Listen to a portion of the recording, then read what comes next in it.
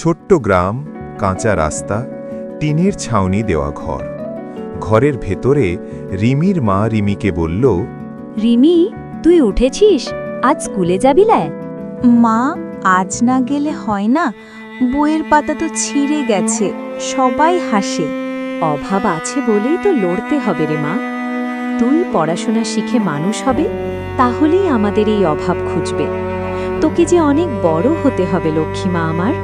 রিমি চুপ করে মায়ের দিকে তাকিয়ে থাকে। তার চোখে লজ্জা, কষ্ট আর একটু জেদ। তারপরে সে স্কুলে যায়। ক্লাসে শিক্ষক মহাশয় পড়াচ্ছেন। কয়েকজন ছাত্র নতুন বই খুলে বসেছে, কিন্তু রিমির বই পুরনো, বইয়ের পাতা ছেঁড়া। এই দেখ, রিমির বইটা কত পুরনো, আবার সেলাই করা।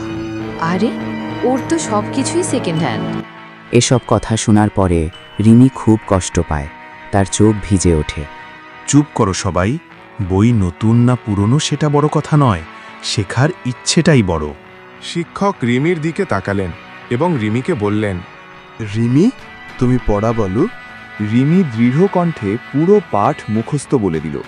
ওর পড়া শুনে সারা ক্লাস নিস্তব্ধ হয়ে গেল। অভাব তাকে দুর্বল করেনি, বরং শক্ত করেছে। অন্যদের হাসি তার জেদের আগুনে যেন ঘি ঢেলে দিয়েছে। স্কুল থেকে রিমি বাড়ি আসে এবং রাতে তার মা সেলাই মেশিনে কাজ করছেন। রিমি কুপির আলোয় পড়ছে। বাইরে বৃষ্টি পড়ছে। রিমি তার মাকে বলল, মা, তুমি এত কষ্ট করো কেন? তোর জন্যই তো এত কষ্ট করি। তুই ছোটবেলায় বলেছিলি না যে বড় হয়ে তুই একজন ডাক্তার হবি? বলেছিলাম, কিন্তু ডাক্তার হতে তো অনেক টাকা লাগে। টাকা না থাকলে স্বপ্নও থাকবে না, এটা কে বলেছে? অভাব থাকলেই স্বপ্ন বড় হয়। মাধ্যমিক পরীক্ষার ফল প্রকাশের দিন স্কুলের নোটিশ বোর্ডের সামনে ভিড়। সবাই উত্তেজিত মাধ্যমিকের রেজাল্টের জন্য। আরে দেখ, রিমি প্রথম হয়েছে। কিন্তু এটা কিভাবে সম্ভব? শিক্ষক মহাশয় এগিয়ে আসলেন এবং রিমির সহপাঠীদের বললেন, সম্ভব, কারণ সে অভাবকে অজুহাত বানায়নি, শক্তি বানিয়েছে। রিমির চোখে আনন্দের জল। মা দূর থেকে দাঁড়িয়ে আছেন, তার চোখেও জল। অভাব তখনও ছিল, কিন্তু সেই অভাবে আর লজ্জা ছিল না, ছিল গর্ব।